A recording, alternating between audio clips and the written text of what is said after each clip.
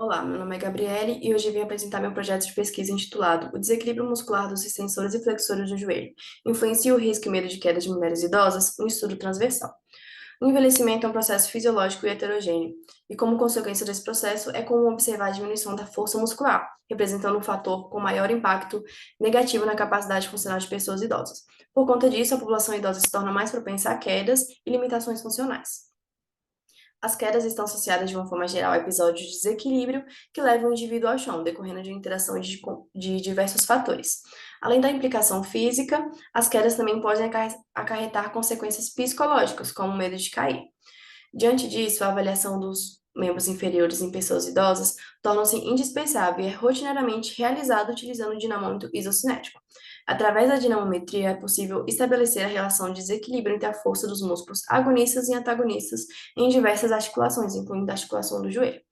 Com base nos dados descritos, esse estudo tem duas perguntas de pesquisa. Há uma relação entre o teste Time Open Goal, a escala de eficácia de quedas, e a razão agonista-antagonista? O desequilíbrio muscular influencia o medo e risco de queda em pessoas idosas? O principal objetivo desse estudo foi avaliar a interação entre a razão agonista-antagonista dos músculos extensores e flexores de joelho, utilizando o dinamômetro isocinético com risco e medo de quedas.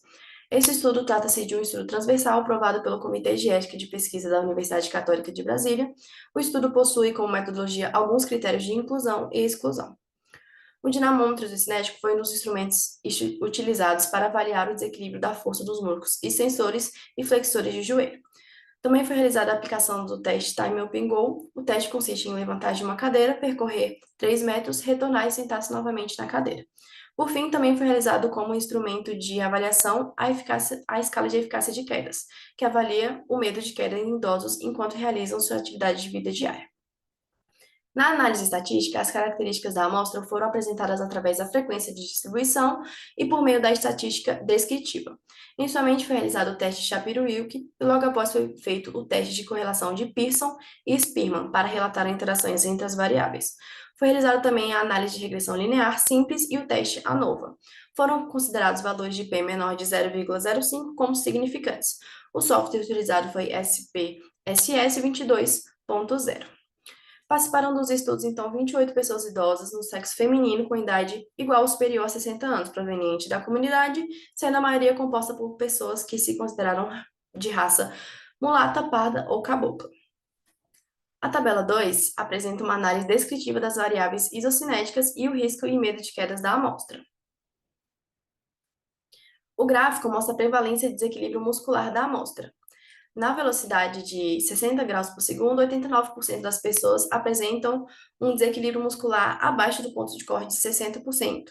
E na velocidade de 180 graus por segundo, 96% apresentam um desempenho muscular abaixo do ponto de corte de 70%. A tabela 3 demonstra o teste de correlação, a regressão linear simples e o teste de ANOVA entre a razão agonista-antagonista, o TUG e o phase. A análise de correlação mostrou que não houve nenhuma correlação entre nenhuma das variáveis. A análise de regressão linear mostrou que a razão agonista-antagonista na velocidade de 60 graus por segundo exerce uma influência de 8,5 no tempo para realizar o teste TUG, sendo considerado insignificante. E o teste de ANOVA não revelou qualquer influência significativa de uma variável sobre a outra. Esse estudo demonstrou que o desequilíbrio muscular não influencia o risco e medo de quedas. A análise de correlação não encontrou nenhuma correlação significativa entre a razão agonista-antagonista com os resultados do TUG e do phase. Mediante a análise de regressão linear simples realizada nesse estudo, foi constatado que a razão agonista-antagonista na velocidade de 60% exerce uma pequena influência no tempo necessário para realizar o TUG. Pode-se inferir que somente a presença do desequilíbrio muscular não influencia de forma estatisticamente significativa o risco e o medo de queda. Pode-se concluir que o desequilíbrio muscular avaliado de forma isolada não tem um impacto significativo no risco e no medo de quedas de pessoas idosas. Nesse contexto, então, é fundamental priorizar a avaliação e a manutenção de força muscular, pois ela demonstra ter uma influência mais significativa na prevenção de quedas comparada ao desequilíbrio muscular. Obrigada.